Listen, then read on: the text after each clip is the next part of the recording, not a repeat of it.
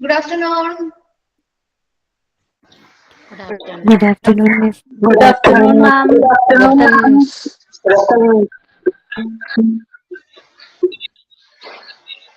Good afternoon, Miss. Good afternoon, teacher.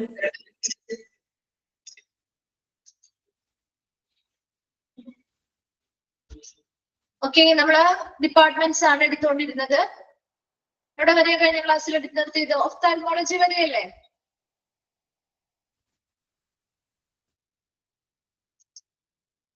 Okay, ophthalmology വരെ അല്ലേ?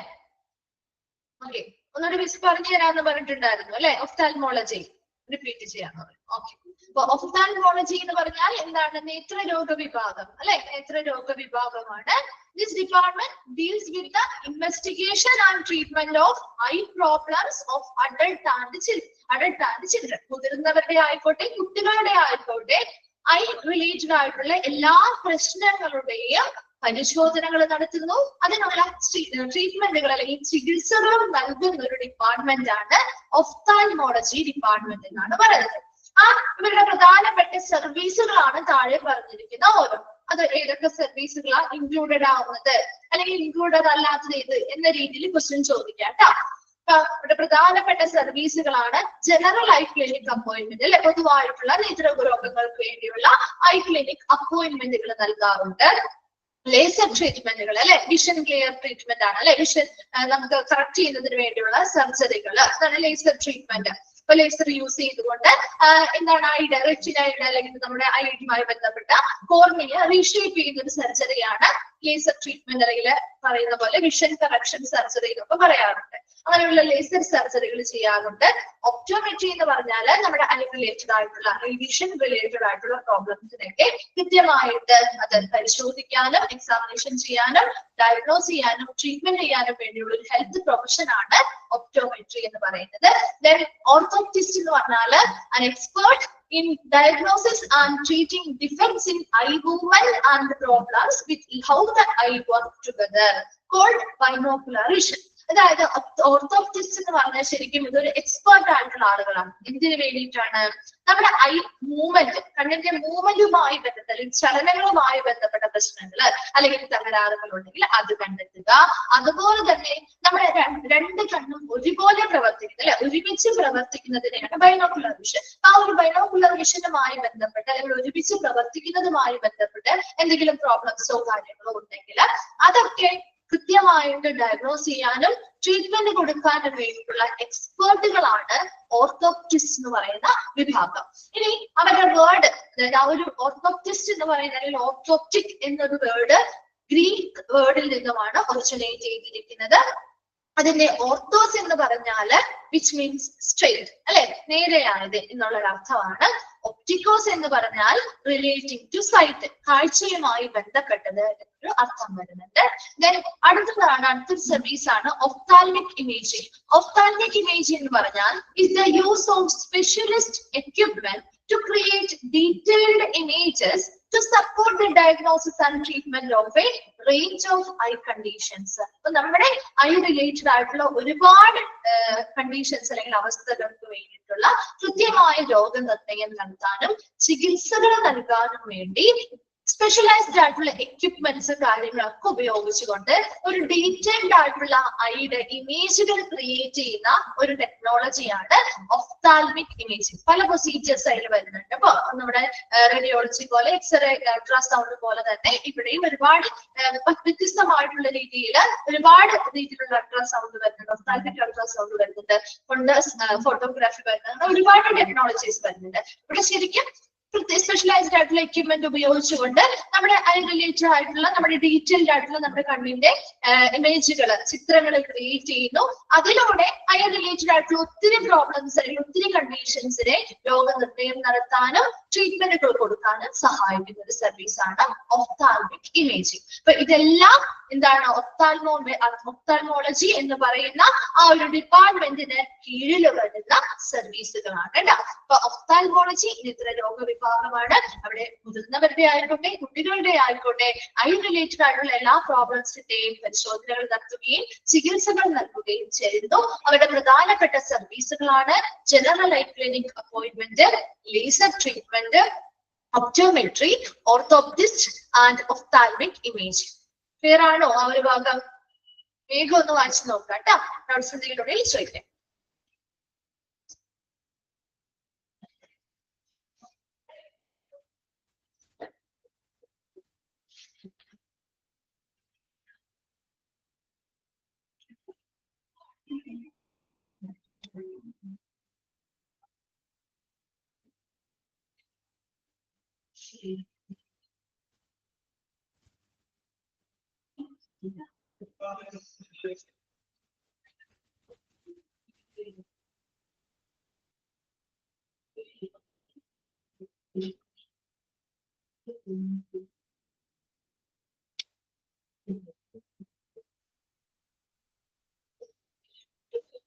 വായിച്ചു കഴിയുമ്പോ ഒന്ന് റിപ്ലൈ ചെയ്യണേ.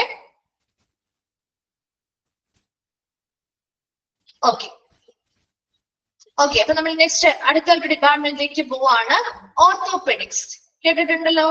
ഓർത്തോപെഡിക്സ് എന്തുമായി ബന്ധപ്പെട്ട ഡിപ്പാർട്ട്മെന്റ് ആണ്?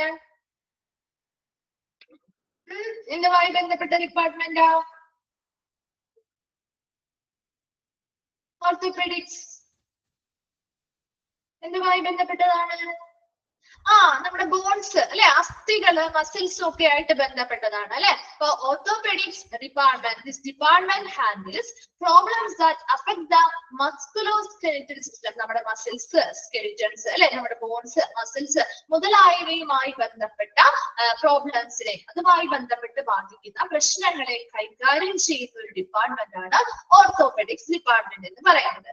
That include treating bones, bones എന്നാണ് കേട്ടോ അവിടെ, bones, muscles, tendons, ligaments, and replacing bones like hip replacement, kneecap replacement മുതലായിട്ടുള്ള പ്രവർത്തനങ്ങൾ. ഇതൊക്കെ നിങ്ങൾ കേട്ട് കാണും അല്ലെ. നമ്മുടെ ബോൺസുമായി ബന്ധപ്പെട്ട, നമ്മുടെ അസ്ഥികളുമായി ബന്ധപ്പെട്ട അല്ലെങ്കിൽ നമ്മുടെ എല്ലുകളുമായി ബന്ധപ്പെട്ട പ്രശ്നങ്ങളെയൊക്കെ ട്രീറ്റ് ചെയ്യുന്ന ഒരു ഓർത്തോ വിഭാഗം അല്ലെ. നമ്മൾ പറയാൻ ഷോർട്ട് ആയിട്ട് നമ്മൾ ഓർത്തോ വിഭാഗത്തിൽ ഡിപ്പാർട്ട്മെന്റ് എന്താ പറയാറ് അല്ലെ. അപ്പൊ അവിടെ ബോൺസിന്റെ കാര്യങ്ങൾ നോക്കുന്നുണ്ട്, മസിൽസുമായി ബന്ധപ്പെട്ട കാര്യങ്ങൾ, ടെൻഡൻസ്, ലിഗമെന്റ്സ് അല്ലെ, സ്നായുക്കൾ, നമ്മുടെ ബോൺസും മസിൽസിനെയും കണക്ട് ചെയ്യുന്ന ടെൻഡൻസ് ഉണ്ട്, ബോൺ ടു ബോൺസ് കണക്ട് ചെയ്യുന്ന ലിഗമെന്റ്സ് ഉണ്ട്. അതുപോലെ തന്നെ replacing bones like hip replacement കേട്ടിട്ടുണ്ടോ? ഇടുപ്പെല്ലുമായി ബന്ധപ്പെട്ട് ഇടുപ്പ് മാറ്റിവെക്കിയ ശസ്ത്രക്രിയ അല്ലെങ്കിൽ ഇടുപ്പെല്ലുമായി ഹിപ്പ് ഏരിയയുമായി ബന്ധപ്പെട്ട് ഡാമേജ്ഡ് ആയിട്ടുള്ള ഒരു സർജിക്കൽ പ്രൊസീജിയർ ആണ് കേട്ടോ. അപ്പൊ ഈ ഹിപ്പ് റീപ്ലേസ്മെന്റ് ആണെങ്കിലും നീക്യാപ്പ് റീപ്ലേസ്മെന്റ് സർജറി ഒക്കെയാണ് സർജിക്കൽ പ്രൊസീജിയർ ആണ്. ഇവിടെ നമ്മുടെ ഡാമേജ്ഡ് സർജൻ എന്ത് ചെയ്യും? ഡാമേജ്ഡ് ആയിട്ടുള്ള ബോൺസും കാർട്ടിലേജ്, ആ ഭാഗത്തെ ഡാമേജ്ഡ് ആയിട്ടുള്ള ബോൺസും കാര്യങ്ങളൊക്കെ നീക്കം ചെയ്ത് ആർട്ടിഫിഷ്യൽ ആയിട്ടുള്ള അതേപോലെയുള്ള ആർട്ടിഫിഷ്യൽ ആയിട്ടുള്ള കമ്പോണൻസ് പ്ലേസ് ചെയ്യുന്നതിനെയാണ് ഹിപ്പ് റീപ്ലേസ്മെന്റ്. അതുപോലെ തന്നെ നീ ആണെങ്കിൽ ആ കാൽമുട്ടിന്റെ ഭാഗത്തായിരിക്കും ഇതുപോലെയുള്ള ആ ഒരു ഡാമേജ്ഡ് ആയിട്ടുള്ള ഭാഗങ്ങളൊക്കെ നീക്കം ചെയ്ത് ആർട്ടിഫിഷ്യൽ ആയിട്ടുള്ളവ എന്ത് ചെയ്യുന്നു? സ്ഥാപിക്കുന്ന ഒരു ട്രീറ്റ്മെന്റ് അല്ലെങ്കിൽ സർജറിയാണ് ഹിപ്പ് റീപ്ലേസ്മെന്റും നീ ക്യാപ്പ് റീപ്ലേസ്മെന്റ് സർജറികളും. ഇങ്ങനെയുള്ള കാര്യങ്ങളൊക്കെ എവിടെയാണ് ട്രീറ്റ്മെന്റ് കൊടുക്കുന്നത്? ഈ ഓർത്തോപെഡിക്സ് അല്ലെങ്കിൽ ഓർത്തോ വിഭാഗത്തിലാണ്. Other outpatient services also include treating fractures അല്ലെ. ഇപ്പൊ ഒരു ഒടിവോ കാര്യങ്ങളോ ഉണ്ടായെങ്കിൽ ഒരു ഔട്ട്പേഷ്യന്റ് ബേസിസിൽ നമ്മുടെ സർവീസുകൾ കൊടുക്കുന്നില്ലേ? കൊടുക്കാറില്ലേ? ഒരു ഒടിവോ കാര്യങ്ങൾ ഉണ്ടായാൽ പ്ലാസ്റ്റർ ഇട്ട് നമ്മുടെ വീട്ടിലേക്ക് വിടാറുണ്ട് അല്ലെ.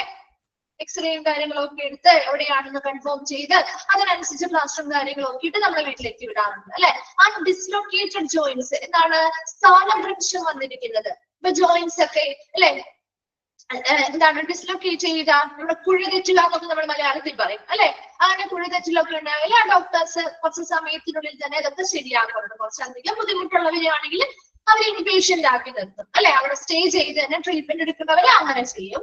അല്ലാത്ത ഇങ്ങനെയുള്ള ചെറിയ രീതിയിലുള്ള ഫ്രാക്ചേഴ്സോ കാര്യങ്ങളോ അല്ലെങ്കിൽ ഡിസ്ലൊക്കേഷൻ ഒക്കെ പെട്ടെന്ന് നേരെയാക്കാൻ പറ്റുന്നതാണെങ്കിൽ നമ്മൾ എന്ത് ചെയ്യുന്നു, ആ ഒരു ഡിപ്പാർട്ട്മെന്റിൽ അവിടെ അവർ കിടത്താറില്ല, മറിച്ച് അവർ എന്ത് ചെയ്യാണ്, നേരെ എന്താണ് ട്രീറ്റ്മെന്റ് ചെയ്ത് മാസ്റ്റർ കാര്യങ്ങൾ വിട്ട് എന്താണോ ചെയ്യുന്നത് അതിനനുസരിച്ചുള്ള കാര്യങ്ങൾ ചെയ്തിട്ട് ഔട്ട് പേഷ്യന്റ് ബേസിസിൽ അവരെ പറഞ്ഞയക്കുകയാണ് ചെയ്യുക.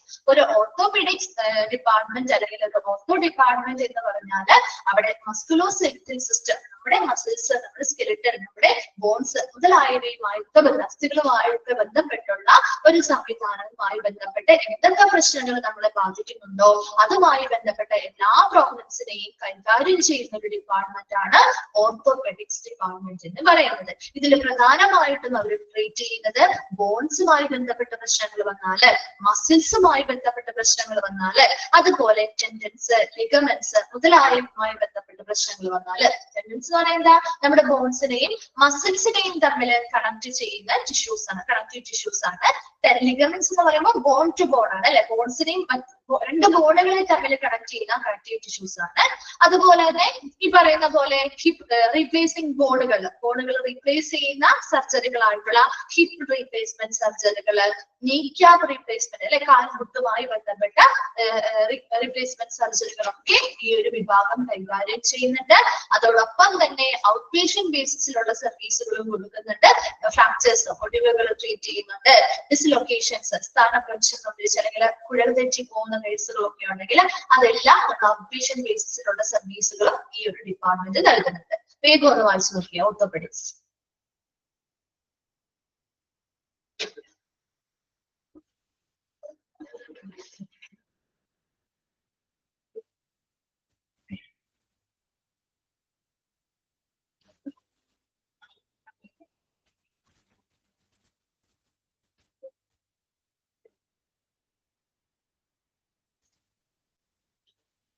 ക്ലിയർ ആണോ? ഓക്കെ ആണോ? ഓക്കെ. നെക്സ്റ്റ് വൺ ആണ് പീഡിയാട്രിക്സ് ആൻഡ് നിയോനേറ്റോളജി. കേട്ടിട്ടുണ്ടല്ലോ, പീഡിയാട്രിക്സ് ആൻഡ് നിയോനേറ്റോളജി അല്ലെ. ഇപ്പൊ നിയോനേറ്റോളജി എന്ന് പറഞ്ഞാൽ നവജാത ശിശുക്കളുടെ ശിശുരോഗ വിഭാഗം എന്ന് പറയുന്നത് അല്ലെ, നവജാത ശിശുക്കൾക്ക് വേണ്ടിയിട്ടുള്ള രോഗവിഭാഗമാണ്. And the Department of General Pediatrics provided comprehensive outpatient and inpatient care for sick infants and children. രോഗികളായിട്ടുള്ള കുട്ടികൾക്കും നവജാത ശിശുക്കൾക്കും ഔട്ട് പേഷ്യന്റ് ബേസിസിലും ഇൻപേഷ്യന്റ് ബേസിസിലും നല്ല രീതിയിൽ സമഗ്രമായിട്ടുള്ള ഒരു പരിചരണം നൽകുന്ന ഒരു ഡിപ്പാർട്ട്മെന്റ് ആണ് ജനറൽ പീഡിയാട്രിക്സ് ഡിപ്പാർട്ട്മെന്റ് എന്ന് പറയുന്നത്. And neonatology is a sub speciality of paediatrics. പീഡിയാട്രിക്സിനുള്ളിൽ വരുന്ന ഒരു സബ് സ്പെഷ്യാലിറ്റി ആണ് നിയോനേറ്റോളജി എന്ന് പറയുന്നത്. പീഡിയാട്രിക് ഡിപ്പാർട്ട്മെന്റ് ആണ് മെയിൻ ആയിട്ടുള്ളത്, അതിന് കീഴിൽ വരുന്ന ഡിപ്പാർട്ട്മെന്റ് അല്ലെങ്കിൽ സബ് സ്പെഷ്യാലിറ്റി ആണ് നിയോനേറ്റോളജി കേട്ടോ. Of pediatrics that provide medical care to the newborn child, especially the ill or premature newborn infant. എന്തെങ്കിലും രോഗാവസ്ഥയിലുള്ള എന്താണ് നവജാത ശിശുക്കളാവാം, അല്ലെങ്കിൽ പ്രിമച്വർ ന്യൂബോൺ ഇൻഫാന്റ് എന്ന് വെച്ചാൽ പ്രിമച്വർ ആവാന്ന് പറഞ്ഞാൽ എന്താ, മാസം തികയാതെ പ്രസവിക്കുന്ന കുട്ടികളുണ്ടാവും അല്ലെ. അങ്ങനെയുള്ള നവജാത ശിശുക്കൾ അല്ലെങ്കിൽ എന്തെങ്കിലും രോഗാവസ്ഥയിലൂടെ കടന്നു പോകുന്ന നവജാത ശിശുക്കളെയൊക്കെ കുറച്ചുകൂടി നല്ല രീതിയിൽ അവർക്ക് വൈദ്യ പരിചരണം നൽകുന്നതിന് വേണ്ടി പ്രൊവൈഡ് ചെയ്യുന്ന ഒരു സബ് സ്പെഷ്യാലിറ്റി, പീഡിയാട്രിക്സിന് കീഴിൽ വരുന്ന ഒരു സബ് സ്പെഷ്യാലിറ്റിയാണ് നിയോനേറ്റോളജി ഡിപ്പാർട്ട്മെന്റ് എന്ന് പറയുന്നത്. It is A hospital based speciality അല്ലെ. ഒരു പ്രിമച്വർ ആയിട്ടുള്ള, നിങ്ങൾ കേട്ടുമാണ്, പ്രിമച്വർ ആയിട്ടുള്ള അതായത് മാസം തികയാതെ വരുന്ന കുട്ടികളെ നമ്മൾ ഇൻക്യുബേറ്റേഴ്സ് പോലെയുള്ള ഇവിടെ വെക്കാറുണ്ട് അല്ലെ, ഐസിയുലായിരിക്കും അല്ലെ അവര് അല്ലെ. അവരെ നമ്മൾ വീട്ടിലേക്ക് കൊടുത്തിട്ടാണോ അവർ ട്രീറ്റ്മെന്റ് കാര്യങ്ങൾ ചെയ്യുന്നത് അല്ലെങ്കിൽ അവരെ കെയർ ചെയ്യുന്നത്? അല്ല, ഹോസ്പിറ്റൽ ബേസ്ഡ് ആയിട്ട് തന്നെയാണ് അല്ലെ. ഹോസ്പിറ്റൽ ബേസ്ഡ് ആയിട്ട് തന്നെ അവർക്ക് യൂഷ്വലി നമ്മൾ എന്താണ് ഒരു നിയോനേറ്റൽ ഇന്റൻസീവ് കെയർ യൂണിറ്റ് അല്ലെങ്കിൽ NICU പോലെയുള്ള ഇടങ്ങളിലെ ഇൻക്യുബേറ്റേഴ്സ് മുതലായവയൊക്കെ ഉപയോഗിച്ചുകൊണ്ടാണ് അവർക്ക് അതിന് ആവശ്യമായിട്ടുള്ള പ്രവർത്തനങ്ങൾ നമ്മൾ കൊടുക്കുന്നത്. Then medical care is given to babies who are premature and low birth weight. അതുപോലെ അവർക്ക് ഏതൊക്കെ കുട്ടികൾക്ക്, എങ്ങനെയുള്ള കുട്ടികൾക്ക് കൂടുതൽ വൈദ്യപരിചരണം ആവശ്യമായി വരുന്നത്? പ്രിമച്വർ ആയിട്ടുള്ള അല്ലെ, മാസം തികയാതെ പ്രസവിച്ച കുട്ടികളാവാം അല്ലെ. അതുവഴി അവർക്ക് ലോ ബർത്ത് വെയിറ്റ് ആയിരിക്കും അല്ലെ, ജനിച്ച സമയത്ത് അധികം വെയിറ്റ് ഒന്നും ഉണ്ടാവില്ല അല്ലെ. സാധാരണ ഒരു പ്രസവ സമയത്ത് വേണ്ട വെയിറ്റോ കാര്യങ്ങളോ ഒന്നും അവർക്ക് ആ ഒരു പ്രീമച്ചുർ ആണ്. കാരണം അവർ ആ ഒരു മാസം 10 മാസം അല്ലെങ്കിൽ 9 മാസം തികയാതെ പ്രസവിച്ചേക്കും. ചിലപ്പോൾ 7ാം മാസത്തിലോ 6 മാസം കഴിയുമ്പോഴൊക്കെ പ്രസവിച്ച കുട്ടികളുണ്ടാവും. അങ്ങനെയുള്ള കുട്ടികളാകുമ്പോൾ അതിന് കൃത്യമായിട്ടുള്ള വെയിറ്റോ കാര്യങ്ങളോ ഗെയിൻ ചെയ്യുന്നത് വരെ അല്ലെങ്കിൽ അവർ നോർമൽ ആയിട്ടുള്ള അവസ്ഥയിലേക്ക് എത്തുന്നത് വരെയും നമ്മൾ അവരുടെ ആ ഒരു മെഡിക്കൽ കെയർ അവർക്ക് കൊടുക്കാറുണ്ട്. അതുപോലെ ഇൻട്രായൂട്രൈൻ ഗ്രോത്ത് റിട്ടാർഡേഷൻ, വളർച്ചയിൽ എന്തെങ്കിലും മുരടിപ്പുണ്ടായിട്ടുള്ള കുട്ടികളാണെങ്കിൽ, അതായത് നോർമൽ ഒരു പ്രഗ്നൻസി കാലഘട്ടത്തിൽ വേണ്ട വളർച്ച ചിലപ്പോൾ ചില കുട്ടികൾക്ക് പ്രസവശേഷം ഉണ്ടായിരുന്നിരിക്കില്ല. അപ്പൊ അങ്ങനെയുള്ള കുട്ടികളുടെ പരിചരണവുമായി ബന്ധപ്പെട്ട് നല്ല രീതിയിലുള്ള കെയർ കൊടുക്കാറുണ്ട്. ബർത്ത് ഡിഫക്റ്റ്, ചില കുട്ടികൾക്ക് ജന്മന കുറേയധികം വൈകല്യങ്ങളോ ഡിഫക്ട്സോ കാര്യങ്ങളോ ഒക്കെ ഉണ്ടാവാം ഇല്ലേ, ജനന വൈകല്യങ്ങൾ. അങ്ങനെ എന്തെങ്കിലും കാര്യങ്ങളൊക്കെ ഉണ്ടെങ്കിൽ അങ്ങനെയുള്ള ഇൻഫന്റ് ആയിട്ടുള്ള നവജാത ശിശുക്കൾക്കൊക്കെയാണ് നമ്മൾ കൂടുതലും ഈ ഒരു വിഭാഗത്തിൽ നിന്നും മെഡിക്കൽ കെയർ അല്ലെങ്കിൽ വൈദ്യ പരിചരണം നൽകുന്നത്. And the pediatric surgery is the department that deals with all surgical conditions from birth to the age of 15 years. നമ്മളറിയാം ഒരു പീഡിയാട്രിക് ഡിപ്പാർട്ട്മെന്റ് അല്ലെങ്കിൽ ഒരു പീഡിയാട്രിഷ്യൻ എടുത്ത് നമ്മൾ എത്ര വയസ്സ് വരെയുള്ള കുട്ടികളെ കൊണ്ടുപോവാം? ഏറ്റവും കൂടുതൽ 15 വയസ്സ് വരെയാണ് അല്ലെ. അതിന് താഴെയിട്ടുള്ള കുട്ടികളെയൊക്കെയാണ് നമ്മൾ ഏറ്റവും കൂടുതൽ പീഡിയാട്രിഷ്യനെ കാണിക്കുന്നത് അല്ലെ. അത് കഴിഞ്ഞ് നമ്മൾ ഒരു ഫിസിഷ്യനെയോ അല്ലെങ്കിൽ അതുമായി ബന്ധപ്പെട്ട മറ്റു ഡോക്ടേഴ്സിനെ ആയിരിക്കും കാണിക്കുക അല്ലെ. ആണോ? പീഡിയാട്രിഷ്യന്റെ അടുത്ത് അല്ലെങ്കിൽ നമ്മുടെ ഒരു അഡൾട്ട് ആയിട്ടുള്ള അല്ലെങ്കിൽ 20 25 വയസ്സുള്ള ആളുകൾ പോകാറില്ല അല്ലെ.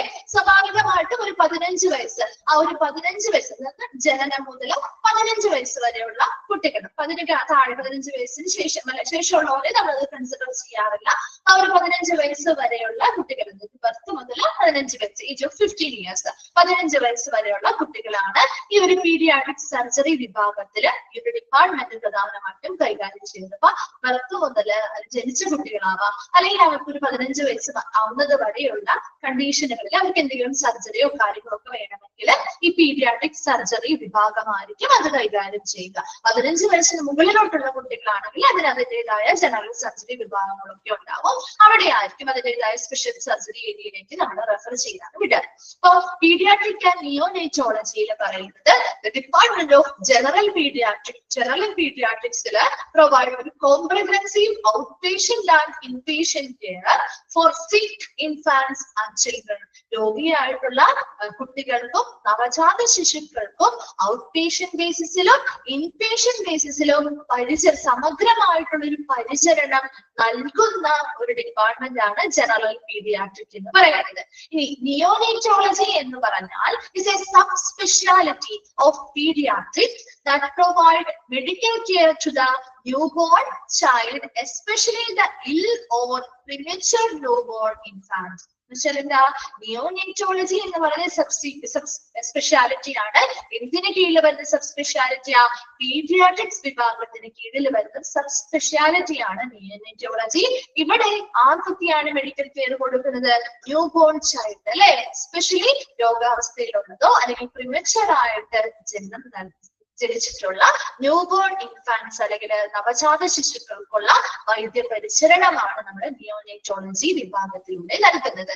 It is hospital based. എപ്പോഴും നമ്മൾ പരിചരണം നൽകുമ്പോൾ അത് കുട്ടികൾക്ക് ഹോസ്പിറ്റൽ ബേസ് ചെയ്തിട്ടുള്ള സ്പെഷ്യാലിറ്റിയാണ് നമ്മൾ കൊടുക്കുന്നത് അല്ലെങ്കിൽ പരിചരണമാണ് കൊടുക്കുന്നത്.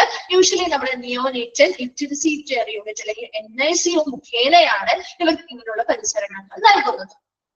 മെഡിക്കൽ കെയർ എങ്ങനെയുള്ള ബേബീസിനാണ് കൂടുതലും മെഡിക്കൽ കെയർ ആവശ്യമായിട്ടുള്ളത്? Who are premature and low birth weight. ഒരു ജന്മന ഒരു മാസം തികയാതെ പ്രസവിച്ചതാവാം, അതുകൊണ്ട് തന്നെ അവരുടെ ബർത്ത് വെയിറ്റ് എന്ന് പറയുന്നത് വളരെ കുറവായിരിക്കും. അതുപോലെ ഇൻട്രായൂട്രൈൻ ഗ്രോത്ത് റിട്ടാർഡേഷൻ, അവരുടെ വളർച്ചയുമായി ബന്ധപ്പെട്ട പ്രശ്നങ്ങൾ. ഇപ്പൊ നേരെ ഒരു പ്രഗ്നൻസി കഴിഞ്ഞ് നമ്മുടെ ഡെലിവറി കഴിഞ്ഞ് വന്നിട്ടുള്ള കുട്ടിയാണെങ്കിൽ പോലും അവരുടെ വളർച്ചയിൽ അത്രയധികം അവരുടെ ഡെലിവറി സമയത്ത് ഉണ്ടാകുന്ന വളർച്ചയോ കാര്യങ്ങളോ ചിലപ്പോൾ അവർക്ക് ഉണ്ടാവാത്തതിന്റെ കുറെ പ്രശ്നങ്ങൾ ഉണ്ടാവാം. അതുമായി ബന്ധപ്പെട്ട പ്രോബ്ലംസ് എന്ത് ചെയ്യാറുണ്ട്? കൈകാര്യം ചെയ്യാറുണ്ട്. അതുപോലെ ബർത്ത് ഡിഫക്റ്റ്, ജന്മനായുള്ള കുറേയധികം വൈകല്യങ്ങൾ, ഇങ്ങനെയുള്ളതിനൊക്കെയാണ് പ്രധാനമായിട്ടും കുട്ടികൾക്ക് വൈദ്യപരിചരണം ആവശ്യമായി വരുന്നത്. Then pediatric surgery is the department that deals with all surgical condition from birth to the age of 15 years. ഈ പീഡിയാട്രിക് വിഭാഗത്തിലെ മറ്റൊരു വിഭാഗമാണ് അല്ലെങ്കിൽ മറ്റൊരു ഏരിയയാണ് പീഡിയാട്രിക് സർജറി വിഭാഗം. അവിടെ ഈ ഒരു ഡിപ്പാർട്ട്മെന്റ് എത്ര വയസ്സ് മുതൽ എത്ര വയസ്സ് വരെയാ? ജനനം മുതൽ 15 വയസ്സ് വരെയുള്ള കുട്ടികളെയാണ് ഇവിടെ സർജിക്കൽ കണ്ടീഷനുമായി ബന്ധപ്പെട്ട കാര്യങ്ങളാണ് പീഡിയാട്രിക് സർജറിയിൽ ചെയ്യുന്നത്. അതിന് മുകളിലോട്ടുള്ളവരെ അതിൻ്റെതായിട്ടുള്ള സ്പെഷ്യലാലിറ്റീസിലേക്ക് നമ്മൾ കൊടുക്കും. ഓക്കെ, വേഗം ഒന്ന് വായിച്ചു നോക്കേ. Paediatrics and neonatology.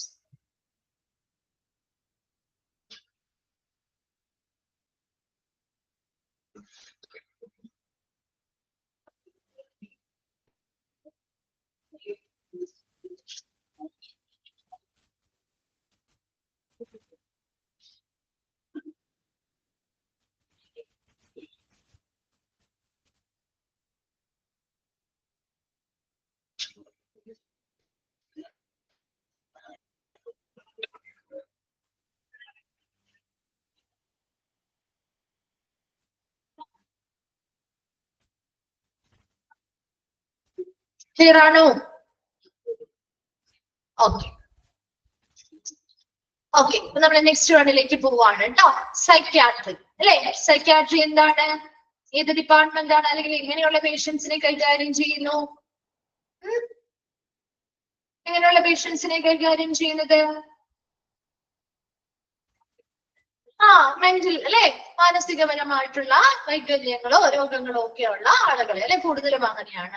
Psychiatry is the branch of medicine that deals with the diagnosis, treatment and prevention of emotional, behavioural or cognitive disturbance. എന്ന് വെച്ചാൽ എന്താണ്? Psychiatry is the branch of medicine that deals with എന്തുമായിട്ടൊക്കെ പ്രധാനമായിട്ടും കൈകാര്യം ചെയ്യുന്നത്? Diagnosis, treatment and prevention of emotional. ഇപ്പൊ ചില എന്താണ് അവരുടെ വികാരപരം, ഇപ്പൊ ചില ആളുകൾക്ക് ഭയങ്കര രീതിയിൽ ഇമോഷണൽ എക്സ്പ്രസ് ചെയ്യുന്നത് ഭയങ്കര വ്യത്യസ്തമായ രീതിയിലായിരിക്കും അല്ലെ? കണ്ടിട്ടില്ലേ? ഇപ്പൊ ഒരു എന്താണ് ഒരു ചിരിക്കേണ്ട ഒരു സ്ഥലത്താണെങ്കിൽ അല്ലെങ്കിൽ സന്തോഷിക്കേണ്ട സ്ഥലത്ത് ചിലപ്പോൾ അവർ കരയായിരിക്കും അല്ലെ? അവരുടെ ഇമോഷൻസിൽ ഒരു ഡിസ്റ്റർബൻസ് വരാം അല്ലെങ്കിൽ അൺബാലൻസ് വരാം അല്ലെ? അതുപോലെ ബിഹേവിയറൽ, പെരുമാറ്റത്തിൽ വ്യത്യാസങ്ങൾ വരാം ഇല്ലേ? ഇങ്ങനെയുള്ള ആളുകളുടെ പെരുമാറ്റങ്ങൾ ഒരു സാധാരണ പോലെയാണ്. അതെ, ദേഷ്യം വരാം, ചിലപ്പോ എന്താണ് സ്നേഹത്തോടുകൂടി സംസാരിക്കും. പല പല വ്യത്യസ്ത രീതിയിലായിരിക്കും അവരുടെ പെരുമാറ്റം. നമ്മൾ പ്രെഡിക്റ്റ് ചെയ്യാൻ പറ്റാത്ത രീതിയിലായിരിക്കും അല്ലെ? അതുപോലെ കോഗ്നിറ്റീവ് ഡിസ്റ്റർബൻസ്, അവരുടെ വൈജ്ഞാനികപരമായിട്ടുള്ള അസ്വസ്ഥതകൾ. ചിലപ്പോൾ നമ്മൾ പറയുന്ന ഒരു കാര്യം ചിലപ്പോൾ കറക്റ്റ് ആയിട്ട് മനസ്സിലാക്കി എടുക്കാൻ പറ്റില്ല, ചിലപ്പോൾ അതിനനുസരിച്ചായിരിക്കില്ല നമുക്ക് റിപ്ലൈ തരുന്നത് അല്ലെ? അങ്ങനെയുള്ള ആളുകളെ കണ്ടിട്ടില്ലേ നിങ്ങൾ?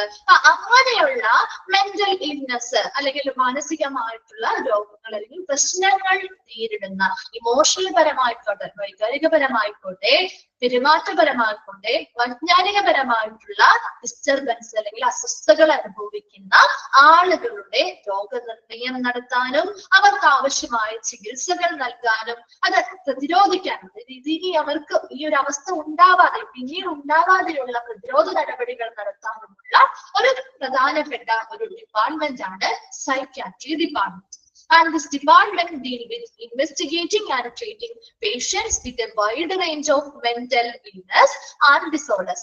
ഈ ഒരു ഡിപ്പാർട്ട്മെന്റിൽ ഒരുപാട് പേഷ്യൻസ് അല്ലെ, patients with a wide range of mental illness, മാനസിക രോഗങ്ങളോ അല്ലെങ്കിൽ മാനസികപരമായിട്ടുള്ള ഒരുപാട് ഡിസോർഡേഴ്സ് അല്ലെങ്കിൽ വൈകല്യങ്ങളോ ഒക്കെ അനുഭവിക്കുന്ന ഒരുപാട് പേഷ്യൻസ് ഉണ്ട് അല്ലെ? അപ്പൊ അങ്ങനെ ഡിപ്രഷൻ ഒക്കെ ഇതിൽ വരും കേട്ടോ.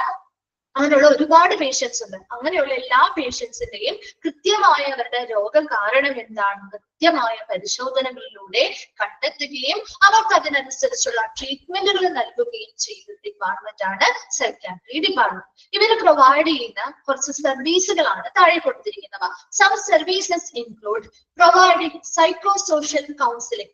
കൗൺസിലിംഗ് ക്ലാസ്സുകൾ വെക്കാറുണ്ട് അല്ലെ ഇവര് ഇല്ലേ?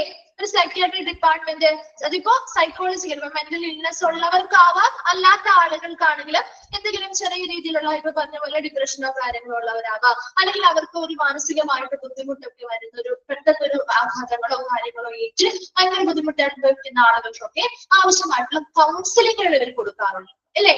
അതുപോലെ investigating and diagnosing and treating psychiatric illness. അതെ, ഒരുപാട് രോഗങ്ങളുണ്ട് കേട്ടോ. എന്താണ് ഇൻവെസ്റ്റിഗേറ്റ് സൈക്യാട്രിക് ഇൽനസ്, മാനസികപരമായിട്ടുള്ള അവരുടെ രോഗങ്ങളുമായി ബന്ധപ്പെട്ട് കൃത്യമായി പല ടൈപ്പ് ഓഫ് ഡിസീസ് ആയിരിക്കും. എല്ലാവർക്കും ഒരേ രീതിയിലുള്ള ഒരു രോഗമാണ് നമുക്ക് പറയാൻ പറ്റില്ല അല്ലെ. ഓരോ വരുന്ന പേഷ്യൻസിനും അവർക്ക് കൃത്യമായിട്ടുള്ള പരിശോധനകൾ നടത്തുന്നു, രോഗനിർണയം നടത്തുന്നു, അതിനനുസരിച്ചുള്ള മാനസിക രോഗങ്ങൾക്കുള്ള ട്രീറ്റ്മെന്റുകൾ അല്ലെങ്കിൽ ചികിത്സകൾ നൽകുന്നു.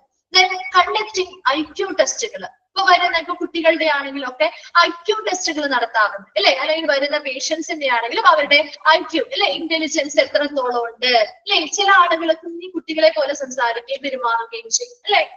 ചില ആളുകളോ ഇപ്പൊ മെന്റലി ഇല്ലായിട്ടുള്ള ആളുകൾ നിങ്ങൾ കണ്ടിട്ടില്ലേ, ചിലവര് ഭയങ്കര കുട്ടികളെ പോലെ ആയിരിക്കും ചിലപ്പോൾ സംസാരിക്കുന്നത്, പെരുമാറുന്നത്. ചിലർ ഭയങ്കര മെച്ചുവേർഡ് ആയിട്ടുള്ള രീതിയിൽ പെരുമാറുന്നവരുണ്ടാവും അല്ലെ. അങ്ങനെ പല രീതി. അപ്പൊ അവരുടെ കൃത്യമായിട്ടുള്ള അവരുടെ ഇപ്പോൾ അവരുടെ പ്രസന്റ് കണ്ടീഷനുള്ള അവരുടെ IQ എത്രത്തോളം ഉണ്ട്, ഇന്റലിജൻസ് എത്രത്തോളം ഉണ്ട് എന്നുള്ള IQ ടെസ്റ്റുകൾ നടത്താറുണ്ട്. അതുപോലെ ഡി അഡിക്ഷൻ സർവീസുകൾ അല്ലെ. ഇപ്പൊ ഡ്രഗ്സോ കാര്യങ്ങളോ ഒക്കെ യൂസ് ചെയ്തിട്ടുള്ള ആളുകളാണെങ്കിൽ അവരെ അതിൽ നിന്നും തടയാൻ, അതായത് പിന്നീട് വലിയൊരു കണ്ടീഷനിലേക്ക് പോവാതിരിക്കാൻ വേണ്ടി ഡി അഡിക്ഷൻ സർവീസുകളൊക്കെ ഈ ഒരു സൈക്യാട്രിയുടെ ഡിപ്പാർട്ട്മെന്റിന്റെ ഭാഗമായിട്ട് കൊടുക്കാറുണ്ട്. ഇതൊക്കെ ഈ ഒരു ഡിപ്പാർട്ട്മെന്റ് കൊടുക്കുന്ന പ്രധാനപ്പെട്ട കുറച്ച് സർവീസുകളാണ്. മാത്രമല്ല ഒത്തിരി കിടക്കാൻ, പക്ഷെ ഇമ്പോർട്ടന്റ് ആയിട്ടുള്ളത് മാത്രമേ നമുക്ക് പഠിക്കാനുള്ളൂ കേട്ടോ. അപ്പൊ സൈക്യാട്രി ഡിപ്പാർട്ട്മെന്റ് എന്ന് പറഞ്ഞാൽ is the branch of medicine that deals with the diagnosis, treatment and prevention of neo-emotional, behavioral or cognitive disturbance.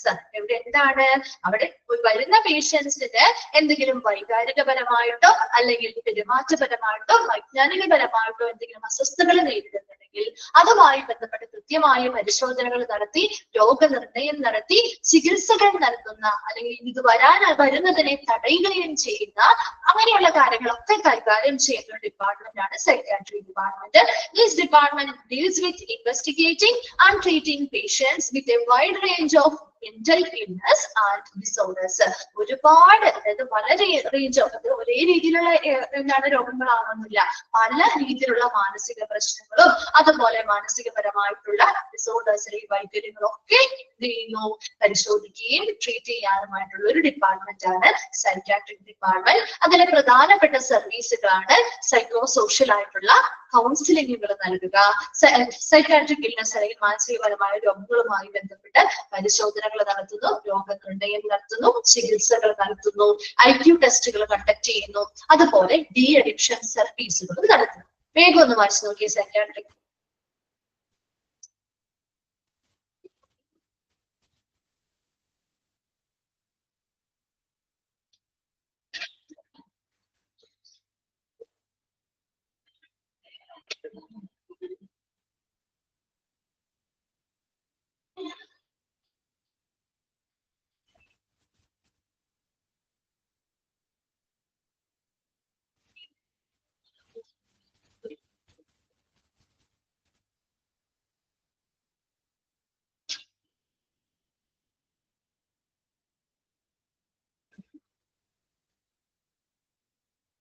Clear ആണോ? ഓക്കെ ആണോ? ഓക്കെ. നെക്സ്റ്റ് ഡിപ്പാർട്ട്മെന്റ് ആണ് പൾമണോളജി ഡിപ്പാർട്ട്മെന്റ്. പൾമണോളജി എന്തുമായി ബന്ധപ്പെട്ടതായിരിക്കും? പൾമണോളജി ഡിപ്പാർട്ട്മെന്റ് വെരി ഗുഡ്, ലങ്സുമായി ബന്ധപ്പെട്ട അല്ലെ, നമ്മുടെ ശ്വാസകോശം അല്ലെങ്കിൽ ശ്വസന വ്യവസ്ഥയുമായി ബന്ധപ്പെട്ട കാര്യങ്ങൾ പ്രോബ്ലംസ് ട്രീറ്റ് ചെയ്യുന്ന അല്ലെങ്കിൽ കൈകാര്യം ചെയ്യുന്ന ഡിപ്പാർട്ട്മെന്റ് ആണ് pulmonology department. Pulmonology is the medical specialty that deals with diagnosis and treatment of diseases of lungs or respiratory system. നമ്മുടെ ശ്വാസകോശം അല്ലെങ്കിൽ നമ്മുടെ ശ്വസന വ്യവസ്ഥയുമായി ബന്ധപ്പെട്ട പ്രശ്നങ്ങൾ അല്ലെങ്കിൽ രോഗനിർണയം നടത്തുന്നു, അതിനുള്ള ട്രീറ്റ്മെന്റ് അല്ലെങ്കിൽ ചികിത്സകളും നൽകുന്ന ഒരു മെഡിക്കൽ സ്പെഷ്യാലിറ്റി ഏരിയയാണ് pulmonology department. And it is also known as respirology, respiratory medicine or chest medicine. ഇതിനെ അറിയപ്പെടുന്ന മറ്റു പേരുകളാണ് കേട്ടോ. ഓൾസോ നോൺ ആസ് റെസ്പിറോളജി എന്നറിയപ്പെടുന്നുണ്ട്, റെസ്പിറേറ്ററി മെഡിസിൻ എന്നറിയപ്പെടുന്നുണ്ട്, ചെസ്റ്റ് മെഡിസിൻ എന്നും അറിയപ്പെടുന്നുണ്ട്. അതാ മൂന്നെണ്ണം അണ്ടർലൈൻ ചെയ്ത് വെക്കണം കേട്ടോ, ചോദിക്കാറുണ്ട്. Then it deals with the common diseases like ഈ ഒരു ഡിപ്പാർട്ട്മെന്റ് പ്രധാനമായിട്ടും കൈകാര്യം ചെയ്യുന്ന കുറച്ച് കോമൺ ഡിസീസുകളാണ് അലർജി അല്ലെ. നമ്മുടെ ശ്വാസകോശവുമായി ബന്ധപ്പെട്ട് നമുക്ക് അലർജീസ് വരാറുണ്ട് അല്ലെ. ആസ്മ പോലെയുള്ളവ അലർജിയുമായി ബന്ധപ്പെട്ട് വരുന്ന ഒരു കാര്യമല്ലേ അല്ലെ. ഒത്തിരി പേർക്ക് അലർജിയുമായി ബന്ധപ്പെട്ട് ശ്വാസ തടസ്സം, റെസ്പിറേറ്ററി ഫെയിലിയേഴ്സ് അല്ലെങ്കിൽ ബുദ്ധിമുട്ടുകളൊക്കെ അനുഭവപ്പെടാറില്ലേ? ഉണ്ടോ? Bronchitis, lung cancer. ബ്രോങ്കൈറ്റിസ് എന്താണ്? ബ്രോങ്കസ് ബ്രോങ്കിയൽ ട്യൂബ്സ് നമ്മുടെ ലങ്സിലേക്ക് എയർ കൊണ്ടുപോവുകയും തിരിച്ചു കൊണ്ടുവരികയും ചെയ്യുന്ന അതുമായി ബന്ധപ്പെട്ട ആ ബ്രോങ്കിയൽ ട്യൂബ്സിൽ ഇൻഫെക്ഷൻ ഉണ്ടാവുന്നതാണ് അല്ലെ. അങ്ങനെയുള്ള ലങ് ഇൻഫെക്ഷൻസ് ആവാം, ലങ്സുമായി ബന്ധപ്പെട്ട ക്യാൻസറുകൾ മുതലായവയുമായി ബന്ധപ്പെട്ട അങ്ങനെയുള്ള കോമൺ ഡിസീസുകളൊക്കെ ഈ ഒരു ഡിപ്പാർട്ട്മെന്റ് കൈകാര്യം ചെയ്യുന്നുണ്ട്. അതുപോലെ pulmonologists are specially trained in disease and conditions of the chest, particularly pneumonia, asthma, tuberculosis and complicated chest infections. ഒരു പൾമനോളജിസ്റ്റ് എപ്പോഴും വളരെ സ്പെഷ്യലി ട്രെയിൻഡ് ആയിട്ടുള്ള പരിശീലനം ലഭിച്ച ഒരു ഡോക്ടർ ആയിരിക്കും. ഇനി ഡിസീസ് ആൻഡ് കണ്ടീഷൻ എന്തൊക്കെ രോഗങ്ങൾക്കാണ്? നമ്മുടെ ചെസ്റ്റുമായി ബന്ധപ്പെട്ട, പ്രധാനമായിട്ടും നമ്മുടെ ലങ്സ് ഏരിയ ചെസ്റ്റുമായി ബന്ധപ്പെട്ട ന്യൂമോണിയാസ് അല്ലെ, ആസ്മ അല്ലെ. ഒരുപാട് നമ്മൾ കേട്ടിട്ടുണ്ട് ന്യൂമോണിയ ഒത്തിരി പേര് മരണപ്പെടുന്നതൊക്കെ നമുക്ക് കേൾക്കാറുണ്ട് അല്ലെ. കുറെ പേര് ഫേസ് ചെയ്യുന്ന ഒരു പ്രോബ്ലം ആണ് ആസ്മ അല്ലെ. ആസ്മ, ട്യൂബർകുലോസിസ്, ക്ഷയം അല്ലെ. അൺകോംപ്ലിക്കേറ്റഡ് ചെസ്റ്റ് ഇൻഫെക്ഷൻ, വളരെ സങ്കീർണമായിട്ടുള്ള ചെസ്റ്റ് ഇൻഫെക്ഷൻസ് അല്ലെങ്കിൽ ശ്വാസകോശ സംബന്ധമായിട്ടുള്ള ഇൻഫെക്ഷൻസ് മുതലായ കാര്യങ്ങൾക്കൊക്കെ നല്ല പരിശീലനങ്ങൾ ലഭിച്ച സ്പെഷ്യലി ട്രെയിൻഡ് ആയിട്ടുള്ള ഒരു ഡോക്ടറാണ് പൾമനോളജിസ്റ്റ് എന്ന് പറയുന്നത്. അപ്പൊ പൾമനോളജി എന്ന് പറഞ്ഞാൽ ഇത് എന്ത് ഡിപ്പാർട്ട്മെന്റ് ആണ്? Is the medical speciality that deals with diagnosis and treatment of diseases of lungs or respiratory system. നമ്മുടെ ശ്വാസകോശം അല്ലെങ്കിൽ ശ്വസന വ്യവസ്ഥയുമായി ബന്ധപ്പെട്ട പ്രോബ്ലംസ് രോഗനിർണയം നടത്തുകയും ചികിത്സ നൽകുകയും ചെയ്യുന്ന ഒരു മെഡിക്കൽ സ്പെഷ്യാലിറ്റിയാണ് പൾമനോളജി എന്ന് പറയുന്നത്. It is also known as, ഇത് അറിയപ്പെടുന്ന മറ്റൊരു പേരുകളാണ് റെസ്പിറോളജി, റെസ്പിറേറ്ററി മെഡിസിൻ അല്ലെങ്കിൽ ചെസ്റ്റ് മെഡിസിൻ എന്നിവ. And it deals with the common diseases. ഇത് പ്രധാനമായിട്ടും കോമൺ ആയിട്ടുള്ള കുറച്ച് ഡിസീസുകളെ കൈകാര്യം ചെയ്യുന്നുണ്ട്. അലർജി, ബ്രോങ്കൈറ്റിസ്, ലങ് ക്യാൻസർ മുതലായിട്ടുള്ളവയുണ്ട്. അതോടൊപ്പം തന്നെ ഒരു പൾമനോളജിസ്റ്റ് എന്ന് പറഞ്ഞാൽ അവർ വളരെ സ്പെഷ്യലി ട്രെയിൻഡ് ആയിട്ടുള്ള ഈ പരിശീലനങ്ങളിൽ നൽകിയ ഒരു ഡോക്ടർ ആയിരിക്കും. എന്തിലൊക്കെയാണ്? Diseases and conditions of the chest, നമ്മുടെ ലങ്സ് അടങ്ങിയിട്ടുള്ള ഒരു ചെസ്റ്റ് ഭാഗത്തെ ഇപ്പൊ പ്രധാനമായിട്ടും ന്യൂമോണിയ, ആസ്മ, ട്യൂബർകുലോസിസ്, ക്ഷയം, അതുപോലെ തന്നെ കോംപ്ലിക്കേറ്റഡ് ആയിട്ടുള്ള വളരെ കോംപ്ലിക്കേറ്റഡ് ആയിട്ടുള്ള ചെസ്റ്റ് ഇൻഫെക്ഷൻസ് അല്ലെങ്കിൽ ലങ് ഇൻഫെക്ഷൻസ് കാര്യങ്ങളുമായി ബന്ധപ്പെട്ടൊക്കെ വളരെ സ്പെഷ്യലി ട്രെയിൻഡ് ആയിട്ടുള്ള ഒരു ഡോക്ടറാണ് പൾമനോളജിസ്റ്റ് എന്ന് പറയുന്നത്. വേഗം ഒന്ന് വായിച്ചു നോക്കി പൾമനോളജി.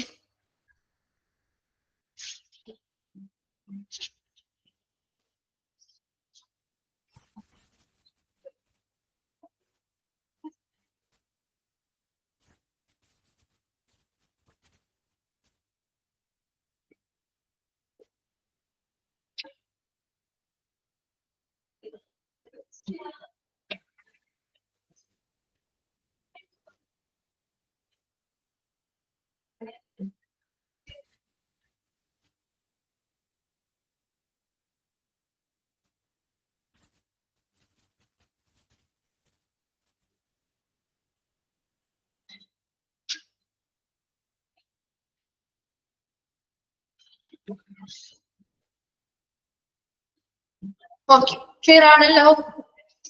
നെക്സ്റ്റ് വൺ ആണ് പ്ലാസ്റ്റിക് സർജറി. കേട്ടിട്ടില്ലേ പ്ലാസ്റ്റിക് സർജറി?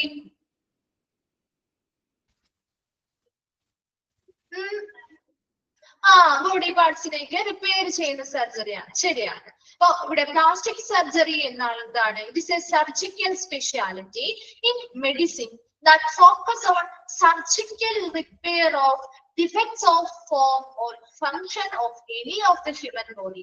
നമ്മുടെ മനുഷ്യ ശരീരത്തിലെ എന്തെങ്കിലും രൂപങ്ങളോ അല്ലെങ്കിൽ രൂപത്തിനോ അല്ലെങ്കിൽ പ്രവർത്തനങ്ങളുമായി ബന്ധപ്പെട്ടോ എന്തെങ്കിലും വൈകല്യങ്ങൾ ഉണ്ടെങ്കിൽ അതിനെ കറക്റ്റ് ചെയ്യുന്നതിന് വേണ്ടി അല്ലെ, അതിനെ നന്നാക്കുന്നതിന് വേണ്ടിയുള്ള ഒരു സർജിക്കൽ, എന്തിലൂടെയാണ് നന്നാക്കുന്നത്?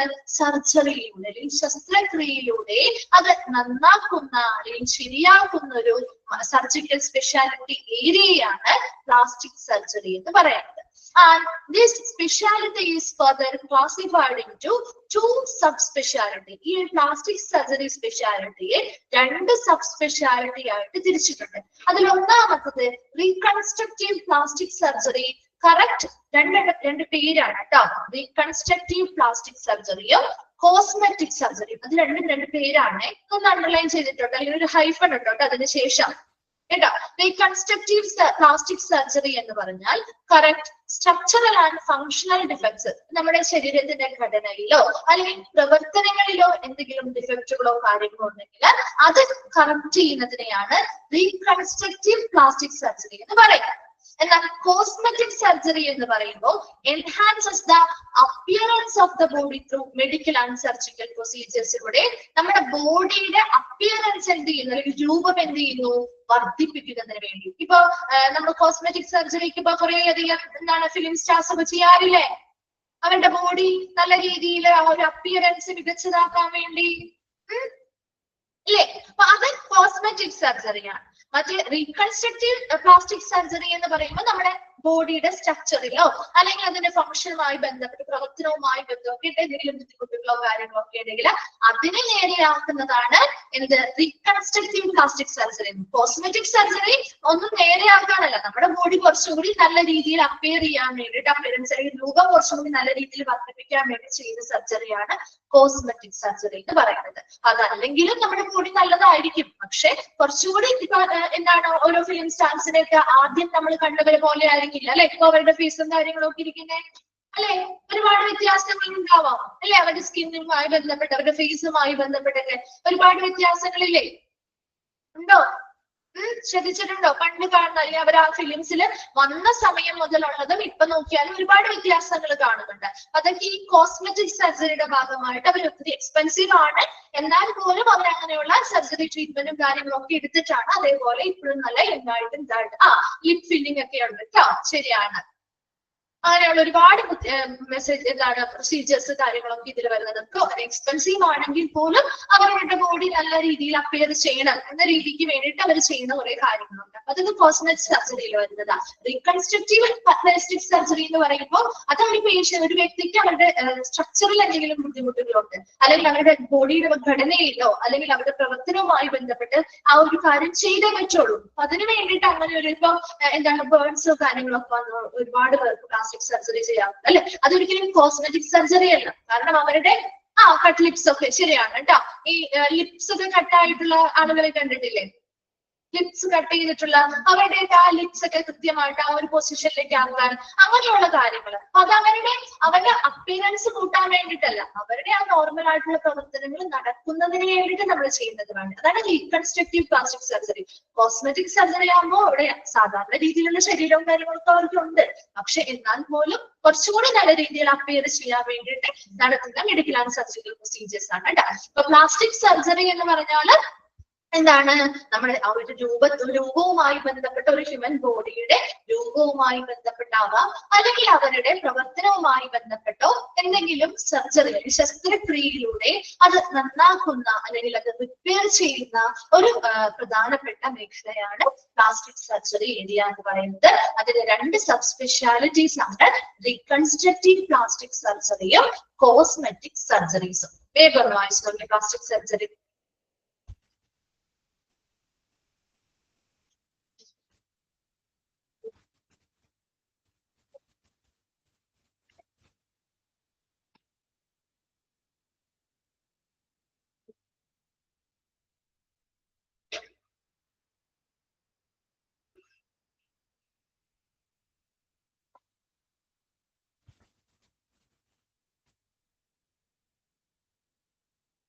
ഓക്കെ, ക്ലിയർ അല്ലേ? ഓക്കെ, നെക്സ്റ്റ് വരുന്നതാണ് യൂറോളജി ആൻഡ് ആൻഡ്രോളജി.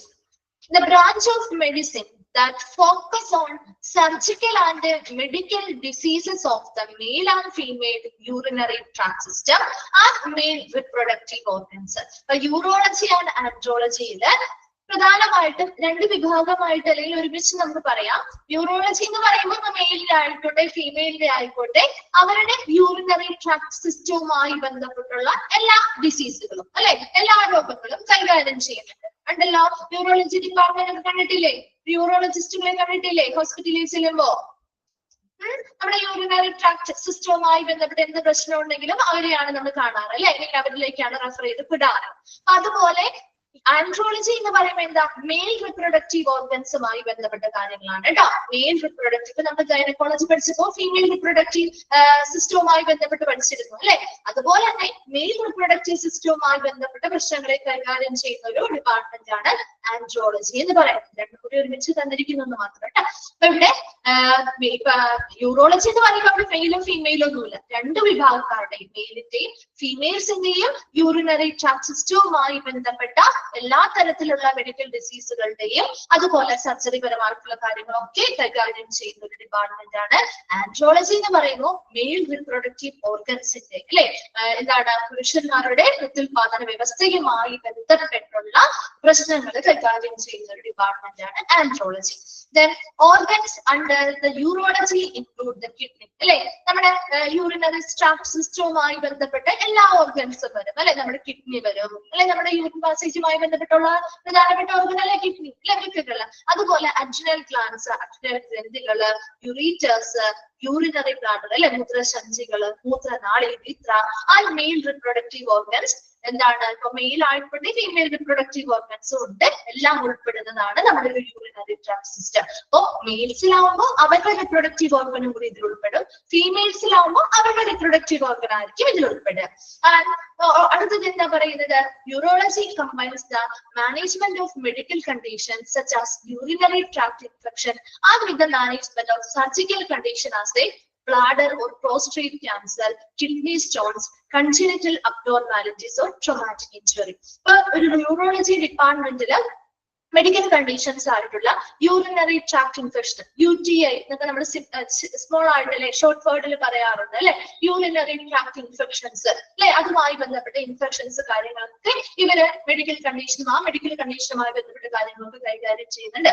അതോടൊപ്പം തന്നെ സർജിക്കൽ കണ്ടീഷൻ ആയിട്ടുള്ള യൂറിനറി ബ്ലാഡർ അല്ലെങ്കിൽ പ്രോസ്റ്റേറ്റ് ക്യാൻസർ ഒക്കെ കേട്ടിട്ടുണ്ടോ? മെയിൽസിലാണ് പ്രോസ്റ്റേറ്റ് ക്യാൻസർ ഉണ്ടാവുന്നത്. പ്രോസ്റ്റേറ്റ് ഗ്ലാൻഡുമായി ബന്ധപ്പെട്ട് ക്യാൻസറുകൾ ഉണ്ടാവാം, യൂറിനറി ബ്ലാഡറുമായി ബന്ധപ്പെട്ട ക്യാൻസറുകൾ ഉണ്ടാവാം, അതുപോലെ കിഡ്നി സ്റ്റോൺസ് കേട്ടിട്ടില്ലേ, അതുമായി ബന്ധപ്പെട്ട് സർജറി ഒക്കെ ചെയ്യാറുണ്ടല്ലോ അല്ലെ. വലിയ സ്റ്റോൺസ് കാര്യങ്ങളൊക്കെ ഒത്തിരി ഉണ്ട് അല്ലെങ്കിൽ വലിയ സൈസ് ആണെന്നുണ്ടെങ്കിൽ അത് സർജറിയിലൂടെയാണ് റിമൂവ് ചെയ്യുന്നത് അല്ലെ. ആൻഡ് കൺജനിറ്റൽ അബ്നോർമാലിറ്റീസ് എന്ന് വെച്ചാൽ ജന്മന ഉണ്ടാവുന്ന ചില വൈകല്യങ്ങൾ കാര്യങ്ങൾ അല്ലെങ്കിൽ അസാധാരണമായിട്ടുള്ള വൈകല്യങ്ങളോ കാര്യങ്ങളോ അല്ലെങ്കിൽ ട്രോമാറ്റിക് ഇഞ്ചുറി, ആ ഭാഗങ്ങളിൽ ഉണ്ടാവുന്ന ഈ യൂറിനറി സിസ്റ്റവുമായി ബന്ധപ്പെട്ട ഭാഗങ്ങളിൽ ഉണ്ടാവുന്ന ഒരു ട്രോമാറ്റിക് ഇഞ്ചുറി അല്ലെങ്കിൽ ഒരു വളരെ ആഘാതകരമായിട്ടുള്ള ഒരു പരിക്കോ കാര്യങ്ങളോ സംഭവിക്കുകയാണെങ്കിൽ അതുമായി ബന്ധപ്പെട്ടുള്ള സർജറി പ്രൊസീജിയേഴ്സ് കാര്യങ്ങളൊക്കെ ഈ പറയുന്ന യൂറോളജി ഡിപ്പാർട്ട്മെന്റ് തന്നെയാണ് ചെയ്യുന്നത്. അപ്പോൾ മെഡിക്കൽ പരമായിട്ടുള്ള കണ്ടീഷൻസിന്, അതായത് യൂറിനറി ട്രാക്ട് ഇൻഫെക്ഷൻസ് പോലെയുള്ള കണ്ടീഷന് മാത്രമല്ല അവർ ട്രീറ്റ് ചെയ്യുന്നത്, സർജിക്കൽ കണ്ടീഷൻസിനെയും അവർ ട്രീറ്റ്മെന്റ് കൊടുക്കുന്നുണ്ട്. അപ്പൊ യൂറോളജി ആൻഡ് ആൻഡ്രോളജി എന്ന് പറഞ്ഞാൽ ഒരുമിച്ച് കൊടുത്തിരിക്കുന്നുണ്ടോ കേട്ടോ. യൂറോളജി എന്ന് പറഞ്ഞാൽ നമ്മുടെ യൂറിനറി ട്രാക്ട് സിസ്റ്റം, അപ്പൊ മെയിൽ ആയിക്കോട്ടെ ഫീമെയിൽ ആയിക്കോട്ടെ രണ്ട് കൂട്ടരുടെയും യൂറിനറി ട്രാക്ട് ഇൻഫെക്ഷൻസുമായി ബന്ധപ്പെട്ട പ്രശ്നങ്ങളെ കൈകാര്യം ചെയ്യുന്ന ഒരു ഡിപ്പാർട്ട്മെന്റ് ആണ് യൂറോളജി ഡിപ്പാർട്ട്മെന്റ്. ആൻഡ്രോളജി എന്ന് പറയുമ്പോൾ മെയിൽ റിപ്രൊഡക്റ്റീവ് ഓർഗൻ അല്ലെങ്കിൽ മെയിൽ റിപ്രൊഡക്റ്റീവ് സിസ്റ്റവുമായി ബന്ധപ്പെട്ടുള്ള പ്രശ്നങ്ങളെ കൈകാര്യം ചെയ്യുന്ന ഒരു ഡിപ്പാർട്ട്മെന്റ് ആണ്.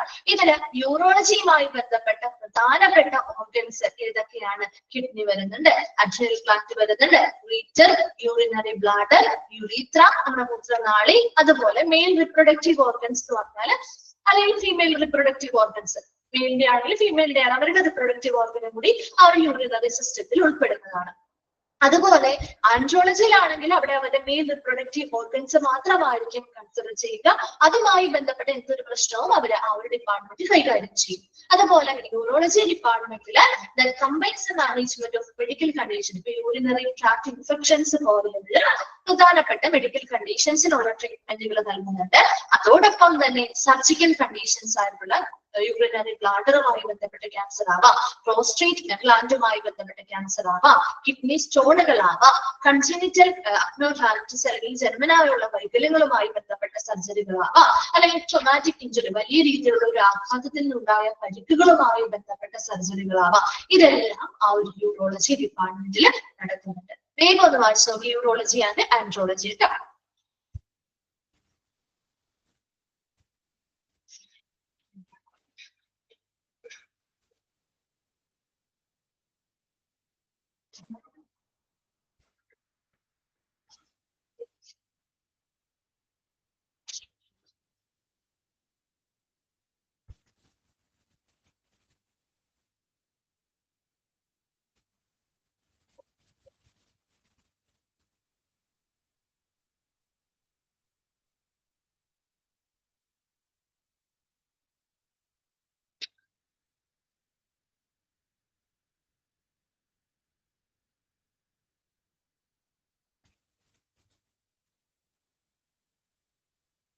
ക്ലിയർ ആണോ?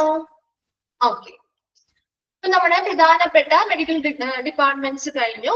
അടുത്തത് സപ്പോർട്ടീവ് ഡിപ്പാർട്ട്മെന്റിന്റെ ഹോസ്പിറ്റലാണ് കേട്ടോ. ഒരു ഹോസ്പിറ്റലിലെ സപ്പോർട്ടീവ് ഡിപ്പാർട്ട്മെന്റുകളാണ് നമ്മൾ പഠിക്കാൻ പോകുന്നത്. അതിലെല്ലാം ഒരു നമ്പർ ഇട്ട് കൊടുത്തിട്ടുണ്ട്.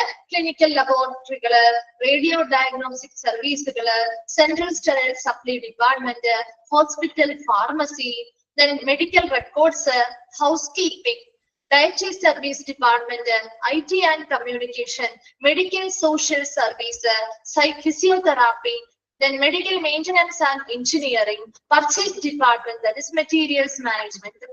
മിക്കതും നിങ്ങളുടെ ചാപ്റ്റർ വൈസ് ആയിട്ട് പഠിക്കാനുണ്ട് കേട്ടോ. അപ്പൊ ഇത്രയും സപ്പോർട്ടീവ് ഡിപ്പാർട്ട്മെന്റ് ആണ് ഒരു ഹോസ്പിറ്റലിൽ പ്രധാനപ്പെട്ട സപ്പോർട്ടീവ് ഡിപ്പാർട്ട്മെന്റുകളാണ്. അപ്പൊ അതില് കുറച്ചെണ്ണം നമുക്ക് പഠിക്കാറുണ്ട്. അതിൽ ഫസ്റ്റ് വൺ ആണ് ക്ലിനിക്കൽ ലബോറട്ടറീസ്. എന്താണ് ക്ലിനിക്കൽ ലബോറട്ടറി? ലബോറട്ടറീസ് കണ്ടിട്ടില്ലേ? ഒരു ഹോസ്പിറ്റലിലെ സപ്പോർട്ടിംഗ് ഡിപ്പാർട്ട്മെന്റ് ആണ് അല്ലെ. വളരെ ഇമ്പോർട്ടന്റ് ആയിട്ടുള്ള പ്രധാനപ്പെട്ട സപ്പോർട്ടിംഗ് ഡിപ്പാർട്ട്മെന്റ് ആണ് അല്ലെ ലബോറട്ടറീസ് എന്ന് പറയുന്നത്. ലാബ് അല്ലെ, നമ്മുടെ ലാബുകൾ അല്ലെ. നോക്കി, the primary function of clinical laboratory is to perform lab tests in the 6 main field of bacteriology, biochemistry, histology, serology, hematology and cytology. അപ്പോൾ നമ്മുടെ പ്രൈമറി ഫംഗ്ഷൻ, അതായത് ഒരു ക്ലിനിക്കൽ ലബോറട്ടറിയുടെ ഒരു പ്രധാനപ്പെട്ട ഒരു പ്രൈമറി, ഒരു പ്രാഥമിക ദൗത്യം എന്ന് പറയുന്നത് ഈസ് ടു പെർഫോം ലാബ് ടെസ്റ്റുകൾ നടത്തുക. എന്തിനെ ബേസ് ചെയ്ത? 6 മെയിൻ ഫീൽഡ്, ഈ 6 പ്രധാനപ്പെട്ട മേഖലയെ അടിസ്ഥാനമാക്കിയുള്ള ലാബ് ടെസ്റ്റുകൾ. അതായത് ഫീൽഡ് ഓഫ് ബാക്ടീരിയോളജി. ബാക്ടീരിയോളജി എന്ന് പറഞ്ഞാൽ എന്താ? സ്റ്റഡി ഓഫ് ബാക്ടീരിയ അല്ലെ, ബാക്ടീരിയാസിനെ കുറിച്ചുള്ള ഒരു പഠനം. അപ്പൊ നമ്മൾ ഒരു ബ്ലഡ് ആണ് കൊടുക്കുന്നത്, അല്ലെങ്കിൽ യൂറിൻ ആണ് സാമ്പിൾ ആയിട്ട് കൊടുക്കുന്നതെങ്കിൽ അതുമായി ബന്ധപ്പെട്ട എന്തൊക്കെ ബാക്ടീരിയാസ് ഉണ്ട്, ഏതൊക്കെ ബാക്ടീരിയാസ് അല്ലെങ്കിൽ ഫംഗൈ മുതലായിട്ടുള്ള മൈക്രോ ഓർഗാനിസത്തിന്റെ പ്രസൻസ് ആണുള്ളത് ഇല്ലേ, ഇതൊക്കെ നമ്മൾ ബ്ലഡ് ടെസ്റ്റുകളിലൂടെ കണ്ടെത്താറില്ലേ? കൾച്ചറുകൾ നടത്തിയൊക്കെ കണ്ടെത്താറില്ലേ? ഉണ്ട് അല്ലെ. അങ്ങനെയുള്ള ആ ഒരു ഏരിയ ഫോക്കസ് ചെയ്യുന്നുണ്ട്. അതുപോലെ തന്നെ ബയോകെമിസ്ട്രി, നമ്മുടെ ബ്ലഡ് അല്ലെങ്കിൽ യൂറിനുമായി ബന്ധപ്പെട്ട് നമ്മൾ എന്ത് സാമ്പിൾ ആണോ കൊടുക്കുന്നത് അതുമായി ബന്ധപ്പെട്ട നമ്മുടെ ലിവിങ് ഓർഗാനിസംസ് ആണെങ്കിൽ പോലും നമ്മുടെ ബോഡിയിലെ കെമിക്കൽസ്, അതുപോലെ നമ്മുടെ ബോഡിയുമായി ബന്ധപ്പെട്ട കെമിക്കൽ റിയാക്ഷൻസ്, അങ്ങനെയുള്ള ഒരുപാട് കാര്യങ്ങളെ കുറിച്ചുള്ള കണ്ടെത്തലുകൾ നടത്തുന്നുണ്ട്. ഹിസ്റ്റോളജി. എന്താണ് ഹിസ്റ്റോളജി? ഇതിനെ കുറിച്ചുള്ള പഠനമാണ് ഹിസ്റ്റോളജി. നമ്മുടെ ടിഷ്യൂസ് ആൻഡ് സെൽസ് അല്ലെ, ടിഷ്യൂസിനെ കുറിച്ച്, ടിഷ്യൂ ആൻഡ് സെൽസിനെ കുറിച്ചുള്ള പഠനമാണ് ഹിസ്റ്റോളജി. ഇപ്പൊ ടിഷ്യൂസും സെൽസും ഒക്കെ പ്രസൻസ് ഉണ്ടോ, അല്ലെങ്കിൽ ഏത് ടൈപ്പ് ആണ്, അങ്ങനെ ഒരുപാട് വ്യത്യസ്തമായിട്ടുള്ള ടെസ്റ്റുകൾ ഉണ്ടല്ലോ, അതുമായി ബന്ധപ്പെട്ട കാര്യങ്ങൾ. സെറോളജി, നമ്മുടെ ബ്ലഡ് സെറവുമായി ബന്ധപ്പെട്ട പ്രധാനപ്പെട്ട അതിൽ ഉൾപ്പെട്ടിട്ടുള്ള ആന്റിബോഡീസ് മുതലായിട്ടുള്ള കാര്യങ്ങളുമായി ബന്ധപ്പെട്ട സ്റ്റഡീസ് അല്ലെങ്കിൽ പഠനങ്ങൾ നടത്തുന്നു. ഹെമറ്റോളജി, എന്താ? ബ്ലഡ് ആൻഡ് ബ്ലഡ് ഡിസോർഡേഴ്സുമായി ബന്ധപ്പെട്ട കാര്യങ്ങൾ അല്ലെ. സൈറ്റോളജി, സെല്ലുമായി ബന്ധപ്പെട്ട കാര്യങ്ങൾ. അങ്ങനെ ഈ 6 പ്രധാനപ്പെട്ട മേഖലകളുമായി, ഇത് ഓൾറെഡി നിങ്ങൾക്ക് ലബോറട്ടറി എന്ന് പറയുന്ന ഒരു ചാപ്റ്റർ, ലബോറട്ടറി സർവീസ് എന്ന് പറയുന്ന ചാപ്റ്റർ ഉണ്ട് കേട്ടോ. ഇവിടെ നിങ്ങൾക്ക് ഇത് ഓരോ മേഖലകളും ഡീറ്റെയിൽഡ് ആയിട്ട് ബോക്സ് വൈസ് ആയിട്ടൊക്കെ പഠിക്കാറുണ്ട് കേട്ടോ. അന്നേരം നിങ്ങൾ ഡീറ്റെയിൽഡ് ആയിട്ട് ഇതെല്ലാം പഠിക്കും കേട്ടോ. ഇത് ജസ്റ്റ് നമുക്കൊരു ഇൻട്രൊഡക്ഷൻ പോലെ നമുക്കൊന്ന് മനസ്സിലാക്കിക്കാൻ ഒരു ബേസിക് ആയിട്ട് കിട്ടാൻ വേണ്ടി തന്നിരിക്കുന്നതാണ്. അപ്പോ ഈ പറയുന്ന 6 മേഖലകള്, സെറോളജി എന്ന് പറഞ്ഞാൽ നമ്മുടെ ബ്ലഡ് സെറം, ബ്ലഡിലെ സെറവുമായി ബന്ധപ്പെട്ട, ബ്ലഡ് സെറവുമായി ബന്ധപ്പെട്ട സ്റ്റഡിയാണ്. അതായത് പ്രധാനമായിട്ടും ആ സെറത്തിൽ ഉൾപ്പെട്ടിട്ടുള്ള ആന്റിബയോട്ടിക്സ്, അതുപോലെ തന്നെ അതുമായി ബന്ധപ്പെട്ടുള്ള മറ്റ് സബ്സ്റ്റൻസുകൾ, അതിൽ പ്രസന്റ് ആയിട്ടുള്ള മറ്റ് സബ്സ്റ്റൻസുകൾ മുതലായവയുമായി ബന്ധപ്പെട്ടുള്ള പഠനം കേട്ടോ. അത് ഓരോന്നും നമ്മുടെ ഓരോ ടെസ്റ്റുകളും ഓരോന്നുമായി ബന്ധപ്പെട്ട ടെസ്റ്റുകളായിരിക്കും അല്ലെ. ഇപ്പൊ ബ്ലഡ് റിലേറ്റഡ് ആയിട്ടുള്ള കാര്യങ്ങൾ കണ്ടുപിടിക്കാനുള്ള ടെസ്റ്റുകളുണ്ട്. അതുപോലെ തന്നെ ഇപ്പൊ ബാക്ടീരിയയുടെ പ്രസൻസ് കണ്ടുപിടിക്കാനുള്ള ടെസ്റ്റുകളുണ്ട് ഇല്ലേ. അതുപോലെ നമ്മുടെ സെൽസുമായി ബന്ധപ്പെട്ട കാര്യങ്ങൾ കണ്ടുപിടിക്കാനുള്ള ടെസ്റ്റുകളുണ്ട്. അപ്പൊ ഒരുപാട് ലാബ് ടെസ്റ്റുകളുണ്ട്. അതുകൊണ്ട് ഒരുപാട് ലാബ് ടെസ്റ്റുകൾ ഈ 6 പ്രധാനപ്പെട്ട മേഖലയെ അടിസ്ഥാനമാക്കിയുള്ള ലാബ് ടെസ്റ്റുകൾ പെർഫോം ചെയ്യുന്ന ക്ലിനിക്കൽ ലബോറട്ടറീസ് ആണ് ഈ പറയുന്ന നമ്മുടെ ഈ ഒരു സപ്പോർട്ടിംഗ് ഡിപ്പാർട്ട്മെന്റ് എന്ന് പറയുന്നത്. ഇതൊരു പ്രധാന പ്രൈമറി ഫംഗ്ഷൻ അല്ലെങ്കിൽ പ്രധാനപ്പെട്ട ഒരു ദൗത്യം എന്ന് പറയുന്നത് ഈ 6 മേഖലകളുമായി ബന്ധപ്പെട്ടുള്ള എന്താണ് ലാബ് ടെസ്റ്റുകൾ ചെയ്യുക എന്നുള്ളതാണ്. നെക്സ്റ്റ് പറയുന്നത് assist medical staff in making and confirming diagnosis in the treatment and prevention of disease. അല്ലെ, നമുക്ക് ഈ ഒരു ലാബ് ടെസ്റ്റുകളിലൂടെ അവിടുത്തെ മെഡിക്കൽ സ്റ്റാഫുകളെ സഹായിക്കാൻ പറ്റില്ലേ? മെഡിക്കൽ സ്റ്റാഫുകളെ സഹായിക്കാൻ പറ്റും അല്ലെ. In making and confirming diagnosis in the treatment and prevention of disease. ഒരു രോഗത്തെ തടുക്കാനോ അല്ലെങ്കിൽ അതിനുള്ള ട്രീറ്റ്മെന്റുകൾ നടത്താനോ ഒക്കെ രോഗം നിർണ്ണയിക്കാൻ അല്ലെങ്കിൽ ഇത് തന്നെയാണ് എന്ന് ഉറപ്പിക്കാനായിട്ട് നമുക്ക് ഈ ഒരു ലാബ് ടെസ്റ്റുകളുടെ സഹായത്തോടുകൂടി സാധിക്കുന്നുണ്ട് ഇല്ലേ. ഒരു ലാബ് ടെസ്റ്റുകൾ നമ്മൾ നടത്തുമ്പോൾ ഇന്നൊരു രോഗമാണത് എന്ന് നമുക്ക് എന്ത് ചെയ്യാൻ പറ്റും? ഉറപ്പിക്കാൻ പറ്റും അല്ലെ. അല്ലെങ്കിൽ ഒരു ഇന്ന രീതിയിലുള്ള ഒരു രോഗമുണ്ട് എന്ന് നമുക്ക് ഉറപ്പിച്ച് അത് തടയാനോ അല്ലെങ്കിൽ അതിനുള്ള നല്ല ട്രീറ്റ്മെന്റ് അല്ലെങ്കിൽ ചികിത്സകൾ നൽകാനോ വേണ്ടിയിട്ട് ഇന്നൊരു രോഗമാണ് എന്ന് ഉറപ്പിക്കാൻ അല്ലെങ്കിൽ കൺഫേം ചെയ്യാനായിട്ടുള്ളൊരു അസിസ്റ്റൻസ് അല്ലെങ്കിൽ സഹായം ഈ ഒരു ലാബ് ടെസ്റ്റുകളിലൂടെ ഈ ഒരു ഡിപ്പാർട്ട്മെന്റ് മെഡിക്കൽ സ്റ്റാഫുകൾക്ക് നൽകുന്നുണ്ട്. അതാണ് ക്ലിനിക്കൽ ലബോറട്ടറിയുമായി ബന്ധപ്പെട്ട പ്രവർത്തനങ്ങൾ. ലാബ് ടെസ്റ്റുകൾ ചെയ്യുന്നത് അത്രയും മാത്രം മനസ്സിലാക്കാം. ലാബ് നമ്മുടെ സാധാരണ ലാബുകൾ അല്ലെ, നമ്മുടെ ഹോസ്പിറ്റലിലുള്ള ലബോറട്ടറീസ് അല്ലെങ്കിൽ ലാബുകൾ, അവിടെ ഒരുപാട് ലാബ് ടെസ്റ്റുകൾ ചെയ്യുന്നുണ്ട്. അത് ഈ പ്രധാനപ്പെട്ട ഈ 6 മേഖലകളുമായി ബന്ധപ്പെട്ട ലാബ് ടെസ്റ്റുകളാണ് ചെയ്യുന്നത്. ഇങ്ങനെ ഓരോ ലാബ് ടെസ്റ്റുകളുമായി ബന്ധപ്പെട്ട് അവിടുത്തെ മെഡിക്കൽ സ്റ്റാഫുകൾക്ക് ഒരു പേഷ്യൻസിന് എന്ത് ട്രീറ്റ്മെന്റ് കൊടുക്കണം അല്ലെങ്കിൽ അവരുടെ രോഗം നിർണ്ണയിക്കാനായിട്ട് ഉറപ്പിക്കാനും അവർക്ക് അതിനനുസരിച്ചുള്ള ട്രീറ്റ്മെന്റ് കൊടുക്കാൻ അല്ലെങ്കിൽ ആ ഒരു രോഗത്തെ പ്രിവെൻഷൻ അല്ലെങ്കിൽ തടയുന്നതിന് വേണ്ടിയൊക്കെ നമുക്ക് സഹായകമായിട്ടുള്ള ഒന്നാണ് ഈ പറയുന്ന ടെസ്റ്റ് റിസൾട്ടുകൾ എന്ന് പറയുന്നത്. രണ്ടാമത്തേതാണ് റേഡിയോളജി. റേഡിയോളജി എന്ന് പറഞ്ഞ റേഡിയോളജി ഡിപ്പാർട്ട്മെന്റ് കണ്ടിട്ടുണ്ടല്ലോ, പോയിട്ടില്ലേ? പോയിട്ടുണ്ട്. റേഡിയോളജി ഡിപ്പാർട്ട്മെന്റ് എന്ന് പറഞ്ഞാൽ the main function of this department, ഇതെല്ലാം നിങ്ങൾക്ക് ഓരോ ചാപ്റ്റേഴ്സ് ആയിട്ട് പഠിക്കാനുണ്ട് കേട്ടോ. The radiology department main function of this department is to assist the physician in the diagnosis and treatment of a patient's disease by the use of radiography, fluoroscopy, radioisotopes and high voltage acceleration. ഇവിടെ ഈ ഡിപ്പാർട്ട്മെന്റിന്റെ പ്രധാന function എന്ന് പറയുന്നത് ഫിസിഷ്യൻസിനെ സഹായിക്കുക. എന്തിലൂടെ? ഒരു patient വന്നാൽ അവരുടെ രോഗവുമായി ബന്ധപ്പെട്ട് രോഗനിർണയം നടത്താനും ചികിത്സകൾ നൽകാനും വേണ്ടിയിട്ട് അവരുടെ ഫിസിഷ്യൻസിനെ ഇവരെന്ത് ചെയ്യുന്നു? ഈ ഡിപ്പാർട്ട്മെന്റ് സഹായിക്കുന്നു.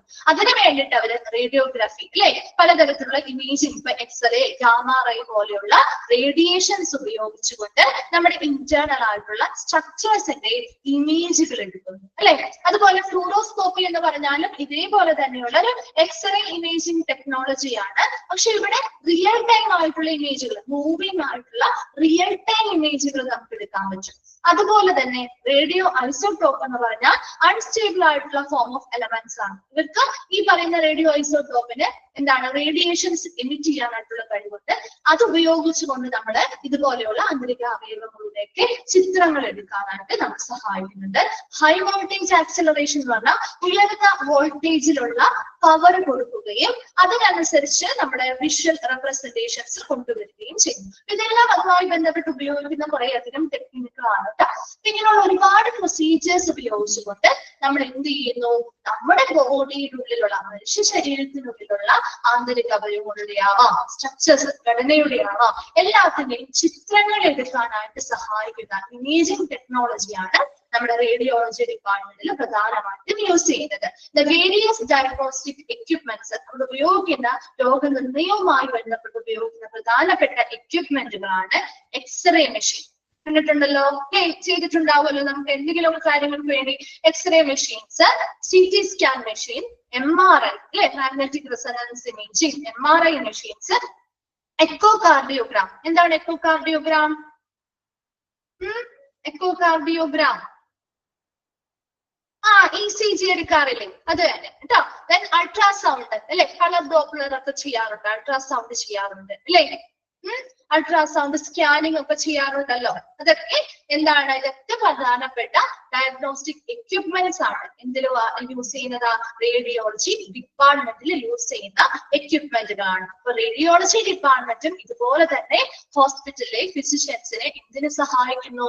ഒരു പേഷ്യന്റിന്റെ രോഗവുമായി ബന്ധപ്പെട്ട് രോഗനിർണയം നടത്താനായിട്ടും ചികിത്സകൾ നൽകാനായിട്ടും സഹായിക്കുന്നു. അതിനുവേണ്ടി റേഡിയോഗ്രഫി മെത്തേഡുകൾ ഉപയോഗിക്കാറുണ്ട്, ഫ്ലൂറോസ്കോപ്പി മെത്തേഡ്, റിയൽ ടൈം ആയിട്ടുള്ള ഇമേജ് മൂവിങ് ചെയ്യുന്ന ഇമേജുകൾ ഉപയോഗിക്കാറുണ്ട്, എന്നാൽ ഇമേജുകൾ എടുക്കാൻ ഉപയോഗിക്കാറുണ്ട്, റേഡിയോ ഐസോട്ടോപ്പുകൾ ഉപയോഗിച്ച് റേഡിയേഷൻസ് എമിറ്റ് ചെയ്യാറുണ്ട്. അതിനനുസരിച്ച് പലതരത്തിലുള്ള വ്യത്യസ്തമായ ചിത്രങ്ങൾ ഉപയോഗിച്ചാണ് നമുക്ക് യൂസ് ചെയ്യാൻ അല്ലെങ്കിൽ ക്രിയേറ്റ് ചെയ്തെടുക്കാനായിട്ട് പറ്റും. 3 ഡയമെൻഷണൽ ഇമേജുകൾ, മൂവിങ് ആയിട്ടുള്ള റിയൽ ടൈം ഇമേജുകൾ, ഇതൊക്കെ നമുക്ക് ക്രിയേറ്റ് ചെയ്തെടുക്കാനായിട്ട് പറ്റും. അപ്പൊ അതിലൂടെയൊക്കെ ആ പേഷ്യന്റിന്റെ കൃത്യമായിട്ടുള്ള ബുദ്ധിമുട്ടുകൾ എന്താണെന്ന് മനസ്സിലാക്കാനും അതിനനുസരിച്ചുള്ള ട്രീറ്റ്മെന്റുകൾ കൊടുക്കാനും ആ ഒരു ഫിസിഷ്യനെ സഹായിക്കുന്നു. അതിൽ ഉപയോഗിക്കുന്ന പല വ്യത്യസ്തമായിട്ടുള്ള ഡയഗ്നോസ്റ്റിക് എക്യുപ്മെന്റ്സുകളാണ് X-ray machine, CT scan machine, MRI magnetic resonance imaging machines, echocardiograph, അതുപോലെ അൾട്രാസൗണ്ട്, കളർ ഡ്രോപ്ലെറ്റ് അല്ലെങ്കിൽ നമ്മുടെ scanning ultrasound scanning, UV scanning മെത്തേഡുകളൊക്കെ. ഓക്കെ, വേഗം ഒന്ന് രണ്ടെണ്ണം ഒന്ന് വായിച്ചു നോക്കി.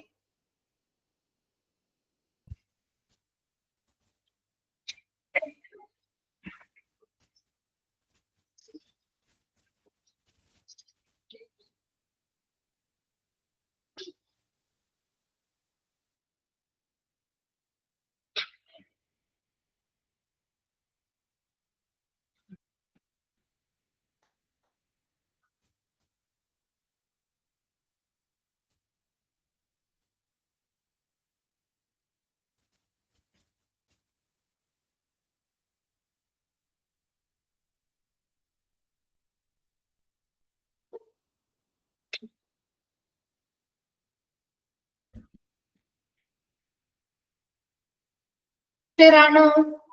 ഓക്കെ.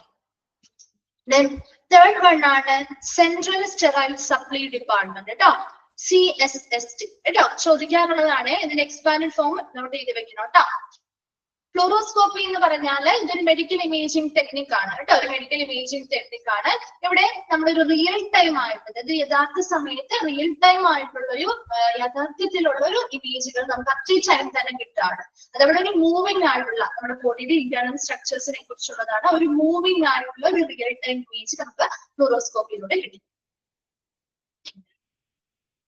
ഓക്കെ, ഇപ്പൊ നോക്കിയേ, CSSD സെൻട്രൽ സ്റ്റെറൈൽ സപ്ലൈ ഡിപ്പാർട്ട്മെന്റിന്റെ എക്സ്പാൻഡ് ഫോം ചോദിക്കാറുണ്ട്. ദിസ് ഡിപ്പാർട്ട്മെന്റ് ഇതൊക്കെ നമുക്ക് ഓരോ ചാപ്റ്റർ ആയിട്ട് പഠിക്കുമ്പോൾ നിങ്ങൾ അവിടെയും പഠിക്കും കേട്ടോ. അപ്പൊ അതുമായി ബന്ധപ്പെട്ടൊക്കെ ചോദിക്കാറുള്ള ഒരു CSSDയുടെ എക്സ്പാൻഡ് ഫോം കേട്ടോ. This department is in charge of keeping all the instruments used in the hospital clean and sterilized to avoid spreading of infection throughout the hospital. ഈ ഒരു ഡിപ്പാർട്ട്മെന്റ് പ്രധാനമായിട്ടും എന്താണ് ചുമതല? Of keeping all the instruments, ആ ഹോസ്പിറ്റലുമായി ബന്ധപ്പെട്ട് ഉപയോഗിക്കുന്ന എല്ലാ ഉപകരണങ്ങളും വളരെ വൃത്തിയുള്ളതും സ്റ്റെറിലൈസ്ഡ് അണുവിമുക്തമാക്കിയും വെക്കാനായിട്ട് റെസ്പോൺസിബിൾ ആയിട്ടുള്ള ഒരു ഡിപ്പാർട്ട്മെന്റ് ആണ് CSSD അല്ലെങ്കിൽ സെൻട്രൽ സ്റ്റെറൈൽ സപ്ലൈ ഡിപ്പാർട്ട്മെന്റ് എന്ന് പറയുന്നത്. Avoiding spreading of infection through the hospital, ഹോസ്പിറ്റലിനുടനീളമുള്ള ആ ഒരു ഇൻഫെക്ഷൻസ് അല്ലെങ്കിൽ അണുബാധ പകരുന്നതിനെ ഒഴിവാക്കുക അല്ലെങ്കിൽ അവോയ്ഡ് ചെയ്യുന്നതിന് വേണ്ടി അവിടെ ഉപയോഗിക്കുന്ന എല്ലാ ഇൻസ്ട്രുമെന്റ്സ് അല്ലെങ്കിൽ എല്ലാ ഉപകരണങ്ങളും വളരെ വൃത്തിയുള്ളതും സ്റ്റെറിലൈസ്ഡ് ആയിട്ട് അല്ലെങ്കിൽ അണുവിമുക്തമാക്കിയും സൂക്ഷിക്കാനായിട്ടുള്ള ഒരു കടമ ആർക്കായിരിക്കും? ഈ CSSD ഡിപ്പാർട്ട്മെന്റിനായിരിക്കും ഉണ്ടായിരിക്കുക. They follow a strict procedure for sterilizing medical and surgical instruments. Medical പരമായിട്ടുള്ളതായിക്കോട്ടെ, സർജിക്കൽ പരമായിട്ട് ഉപയോഗിക്കുന്ന ഉപകരണങ്ങളായിക്കോട്ടെ, ഇവയെല്ലാം ക്ലീൻ ചെയ്യാനും സ്റ്റെറിലൈസ് ചെയ്യാനും വേണ്ടിയിട്ട് വളരെ കൃത്യമായിട്ടുള്ള വളരെ സ്ട്രിക്റ്റ് ആയിട്ടുള്ള പ്രൊസീജിയേഴ്സ് അല്ലെങ്കിൽ നടപടിക്രമങ്ങൾ ആ ഒരു ഡിപ്പാർട്ട്മെന്റ് ഫോളോ ചെയ്യുന്നതായിരിക്കും. സെൻട്രൽ സ്റ്റെറൈൽ സപ്ലൈ ഡിപ്പാർട്ട്മെന്റ് അല്ലെങ്കിൽ CSSD എന്ന് പറഞ്ഞു കേട്ടാൽ അവിടെ എല്ലാ ഇൻസ്ട്രുമെന്റ്സും ക്ലീൻ ചെയ്യുന്നു, സ്റ്റെറിലൈസ് ചെയ്യുന്നു, അണുവിമുക്തമാക്കുന്ന ഏരിയയാണ് എന്ന് മനസ്സിലാക്കി വെക്കുക കേട്ടോ. അപ്പൊ അതിനു വേണ്ടി അവര് കൃത്യമായിട്ടുള്ള ഒരു സ്ട്രിക്റ്റ് ആയിട്ടുള്ള പ്രൊസീജിയേഴ്സ് തന്നെ ഫോളോ ചെയ്യുന്നുണ്ട്. അതിലൂടെ എല്ലാ മെഡിക്കൽ ആൻഡ് സർജിക്കൽ ഉപകരണങ്ങളും വൃത്തിയാക്കുന്നു, സ്റ്റെറിലൈസ് ചെയ്യുന്നു. അതിലൂടെ ഇൻഫെക്ഷൻസ് ആ ഹോസ്പിറ്റലിലുടനീളം പകരുന്നതിനെ തടയുകയും ചെയ്യും. വേഗം ഒന്ന് വായിച്ചു നോക്കി. Central sterile supply department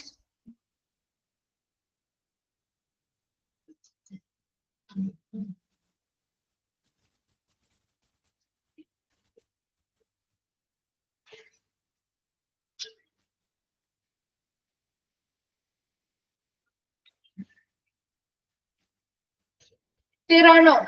okay, ഞാൻ നെക്സ്റ്റ് ക്ലാസ്സിൽ വരുമ്പോ ഒന്ന് വായിച്ചിട്ട് വരാം കേട്ടോ അവിടെ വരെ. Okay, thank you.